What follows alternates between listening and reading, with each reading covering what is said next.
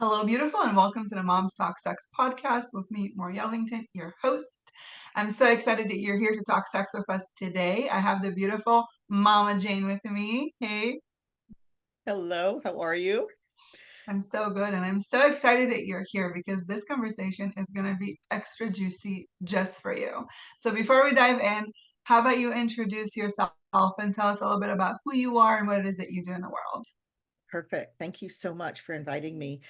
So my name is Mama Jane, and I own the company Wisdom Wellness Coaching, and I am a Billings ovulation method instructor and also a Catholic mindset coach. And the reason, so I love women's bodies. Women's bodies are so powerful, but we don't understand it. And everything starts from our understanding of our cycle. So I actually have a podcast called Cycles and Sanctity, how a woman can use her body towards her holiness. And I love your podcast's premise of that, sex is good, sex is desirable. We have a lot of wounds in our sex, what are our Yes. messages that we've been given.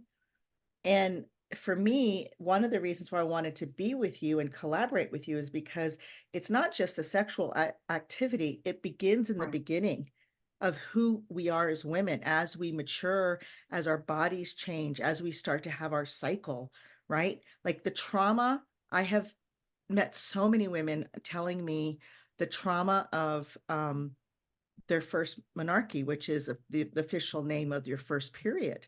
We Mm-hmm. we just did a podcast. We're just doing pre-puberty and puberty, springtime of a woman's body, right? Love it.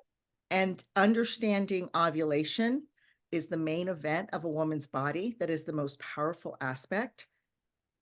And then the world tells us that we have to suppress that is just heinous to me. That is my passion, and we really haven't discussed that. So I hope I'm not offending anyone, but to me, this is my own premise, this is my own judgment, my own research is that women who've been given contraception, that is the first sexual abuse Wow. because we haven't honored our bodies to tell us, to allow us to know what our bodies are telling us.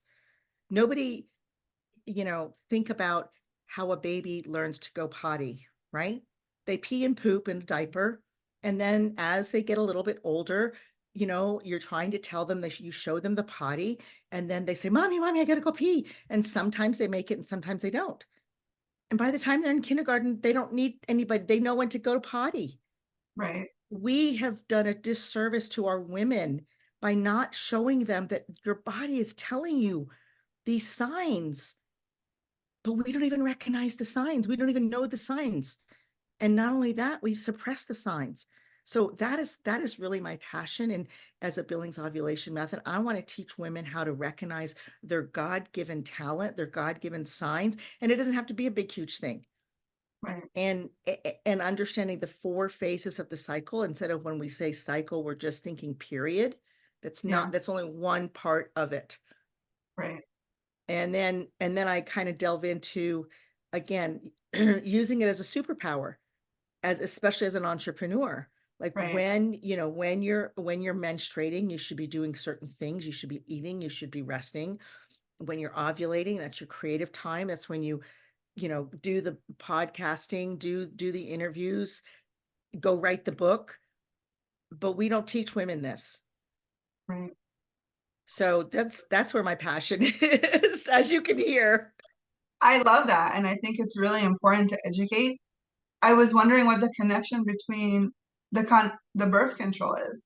Like, I'm curious about that. So one of the things that birth control does, it's really, really interesting if you delve into what contraception does, not just birth control, but all contraception. One of the things it does is actually lower our libido. So Mm, you want to have better sex, get off the pill. okay. It also does, because it lowers our libido, it also attracts us to like versus opposite. So they've done studies where women who are on contraception tend towards brother style males rather than more opposite male. Okay. So the psychological thing, but speaking of the psychology of it, when you're talking about love, true love is desiring the other for the other's own sake, desiring the good of the other, right? Right. Mhm. Your husband says, More, I love all of you, except for your nose. So I'm not going to love you, right? That would be Right. ridiculous. But that's exactly what we do when we are practicing contraception. We say, I love all of you, but I don't like your fertility, or I don't like my fertility Hmm. because I'm going to suppress it. I'm going to put a rubber on.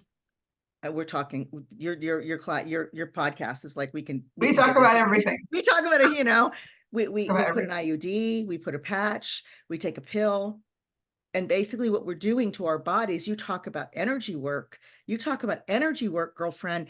What we're doing to our own bodies is we're telling our bodies that we have something that is not valuable or worthy, and it has to be suppressed. I'm telling you, Wow. the girls, okay, so this is another statistic that they did. This is how I got involved. Like, this is what sold me on, we call it natural family planning in the Catholic world. We call it fertility awareness in the secular world, just, but they did a study. I don't know, it was in the last century, in the 80s, I think. They took 100 couples. They studied them for 10 years. 50 of them practiced contraception, 50 of them didn't. They practiced natural family planning. After the 10 years, 50% of the contraceptive couples had divorced. Only 5% of the couples that were practicing natural family divorced, So that's amazing. I'm right? curious. So maybe you can talk a little bit about the alternative, right? Because I'm sure there's a lot of moms here and they're like, well, I don't want to have any more children. I'm done, right? Right. So what do I do? Yes. What are those things? What is the method? The method, so what I teach is, it's called the Billings ovulation method. Like I said, our bodies naturally have signs of when we're fertile and when we're infertile. And I teach women how to recognize that sign, just like going potty, right? Or just like your stomach growling, right? Your stomach growling, you know how hungry you are, and you know if you don't eat, then you get ravenous or whatever. Mm. We call it ovulation method because literally your body creates a mucus, a fertile mucus that you can feel in your vulva. Right, right, Okay. So so basically, I mean, I do a whole class on this, but kind of give you a snapshot. I tell people it's like the ocean. There's a high tide and a low tide, a high tide and a low tide. right, So just to kind of go for the 4 phases, just so people can remember, menstruation is actually, believe it or not, it's actually the last phase of the last cycle because ovulation is the main event. But right, because scientists needed something to see, we always start with the first day of of your menstruation, right? Your right, cervix is open. Your uterus is shedding the blood that because you did not conceive a child, it's releasing, it's cleaning up the party. right, Then the cervix closes and what we call the basic infertile period. The hormones are low, there's no activity. Then something happens and the estrogen starts to get activated and activates the follicles. And so we start having this change in our pattern. Typically, that basic infertile pattern is just a dry feeling. And then we start to change. We might just feel like a little bit of moist, like sweat. Like I live in Southwest. We call it fresca. That's a word that a lot of my Hispanic words, like, yeah, I can feel something. I can feel something in my panties, but I know it's not. I didn't pee. I don't have my right. period. What is it? It's not sweat. A lot of people think it's sweat. And then it gradually goes into this wetness. Like you Hmm. think you have peed your pants, but there's nothing there. And then it goes into this slippery, which is the fertile mucus. And that mucus actually feeds the sperm and it helps the sperm slide. So, because it knows that ovulation is about to occur. Right, And as this is happening, your follicles are developing, and then ovulation, which is one egg or possibly two sometimes, releases. That's the moment. and then Yeah. it travels down. After that, then you go into what we call the luteal phase, and the progesterone rises now. And we're kind of in this waiting period. Did we conceive or did we not conceive? The body's kind of in this wonderment. And so it's building up the blood in case we did conceive, so we can have the first nursery of the baby. And after 2 weeks, 11 to 16 days, if we have not conceived, then we shed the blood. So really, there's only about 5 or 6 days of a cycle that you're actually fertile. So then the couple, and this is where it's beautiful, because then the couple, every single month, I have to look at my husband and say, are we open to a child or not? And we have to agree, yes, we want a baby. So then we choose to have sex during that fertile time. Or we agree, no, we're not open. And so we choose together to not to come together sexually, but then we develop our relation in a new way. We might read a book, we might go running. It's like almost like dating again.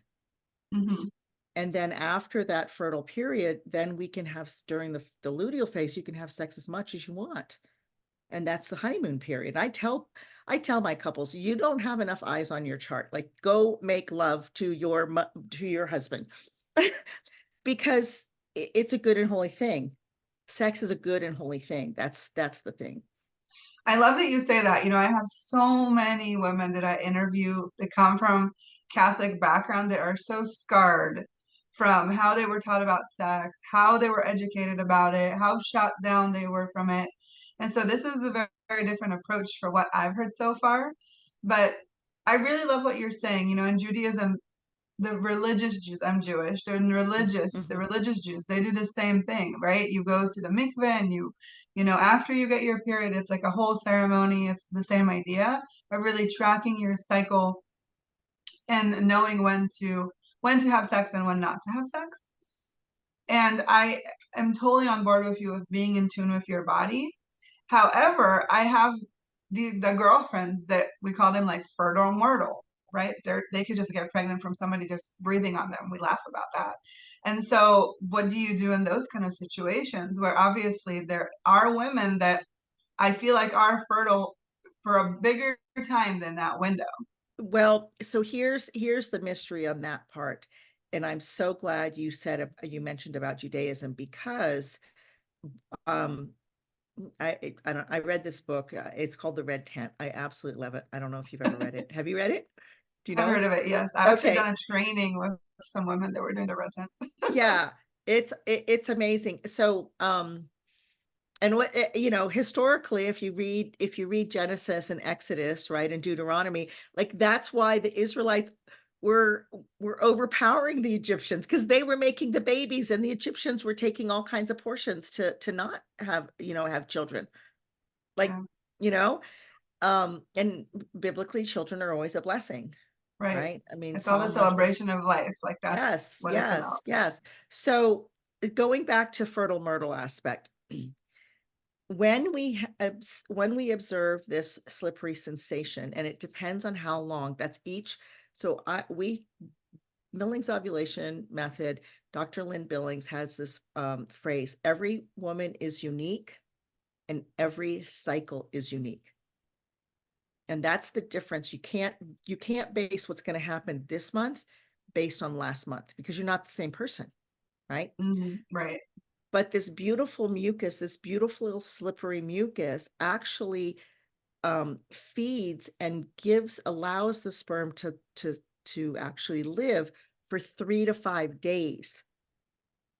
So if you think about it, and this is where the charting is so important, that's why you need to have an instructor to understand what's happening during certain times. Right. And you start, you may have sex on the very first day you have slippery, but then maybe you have 2 or 3 days of slippery. But then there's those 3 days after the last day of slippery, we call that peak. And then the 3 days, the cervix is still open. So the sperm could still come through, and the egg is still there. Yeah. And so that's part of it, is like, they're I wouldn't say they're more fertile. I think that they're healthier because, Mm, I mean, fertility is a sign of health, right? right. Their their mucus is great, and then they just don't understand when that, you know, Window. window is, and once they Got it. understand that window, then they don't have to worry. Now, I will tell you something more, speaking of which, speaking of libido, it's actually more difficult for the woman to abstain during her ovulatory phase than the man. The man's always horny, like 24/7, he could go, right? But the woman, that is her creation phase, like, her whole body is getting ready to make a baby. Yeah. And, we used to call it the frisky, my husband would say, now I'm 60, I'm postpartum, so I mean, postmenopause, not postmenopause, so, I mean, you know, I was going to ask you about that. I was going to ask you, what do you do with the women that are in that window, but like premenopause, right? In the early, because I know so many women in their 40s done having children and then they end up with twins because they have no idea when their cycle is and how it's showing up. There's a lot of that too. So how I'm do you s handle that part? I'm so, so happy that you mentioned that because that's actually where my niche is coming out of. More women in the perimenopause and then even the postmenopause because of all the changes that are happening in our bodies, Right. they need help. And more importantly, the mental help, the thoughts and the emotions, it just, out of whack.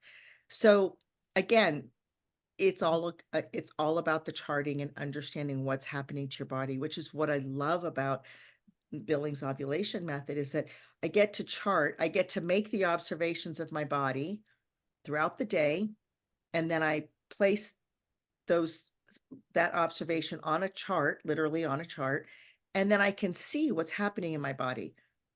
And then we also teach that, like, if something out of the ordinary happens, make that annotation. So for instance, if you have a cold and you take some cold medicine, Right. or you're flying across, to Israel, not right now. I wish, but not right now. Yeah. um those things change. The time difference, next week we're going to be having our time change in those places that do change the time. That Mm, absolutely makes a difference in a woman's cycle. Can totally amazing. throw a woman's cycle off. And so that's what I'm saying is that we think we know what our we think because we're like, oh yeah, yeah. But unless you see it on paper and unless you show it, the other thing I love about it is that because it's literally a scientific document that you can take it, so then you can see the pattern, your patterns, and if there's an anomaly, then you have something to go to with your doctor and say, hey, listen, look, I have 5 months worth of charting and I'm starting to see this thing, and I You know, I it's so know my body interesting. enough. It's so interesting you say that because I was just listening to an interview and they were talking about the really religious Jews in New York. And because they do such a cycle that's also monitored, when you go to the mikveh and you wash, there's a lady that works there and you have to show that you're off your period. There's all these things you have to do. But they realized that, that after COVID, so many women's periods, the women that got this shot, so many women's periods changed and they had to bring their rabbis, the big rabbis up there. They brought specialists in the community saying, look, all these women are not getting their periods now after these shots that you made us take. And now what? Right. And so it was this whole thing, but they wouldn't be able to know any of that if they weren't tracking it. So I think that's really a great point that you're bringing. And Yeah. so I feel like this is very important. I feel like there's a lot of women out there that are disconnected from their body and from what they're doing. And a lot of times it's just a lot easier to put a band-aid over it than actually study it and figure it out and being in tune with your body. And so I think it's great that you're teaching this. If my listeners want to find more about you and where you are, how can they find you? Yeah, so I'm on Instagram, Mama Jane 25, and then I'm on Facebook, Jane Snyder 25. And then, of course, my website is Wisdom Wellness Coaching. You can always go there and request. I do individual classes, usually, depending on the situation of what the woman needs. I go with what the woman needs. If she's a single college girl that, her cycle's irregular, or she hasn't had a cycle for whatever reason, or a couple's trying to get pregnant or they're not, whatever. And then I also have a podcast called Cycles and Sanctity, and they're can more than welcome to join us in that. And we're doing a again, I love to look at the woman's we call it the continuum in the world of seasons. So right now we're talking about the spring season. We were talking about body image. And then as the summer goes along, we're going to be talking about sex as well, and how to, how to prepare for marriage and all the trauma. So, all that stuff. And then fall and winter, perimenopause and postmenopause, because life doesn't, I still have like 30 years, I'm Right. done having my cycle, but it doesn't mean that, I don't have life to give, right? Right. It's just Exactly. another way of giving my life. Yes, I love that. I love that you say that. So thank you so much for joining me. This was such an eye-opening, different conversation, and I love those kind of conversations. So I just want to honor you for being here and taking the time to talk sex with me. And I want to honor the listeners for tuning in and listening and to encourage you if this is something different, you haven't heard about it before, you want to know more, please reach out to Mama Jane. She'll give you all the details, and as you can tell, her passion is so into it. So just tune into the energy of that and see what can show up for you. I hope you have a beautiful day. Go and have amazing sex and intimacy and enjoy the rest of the week. Bye.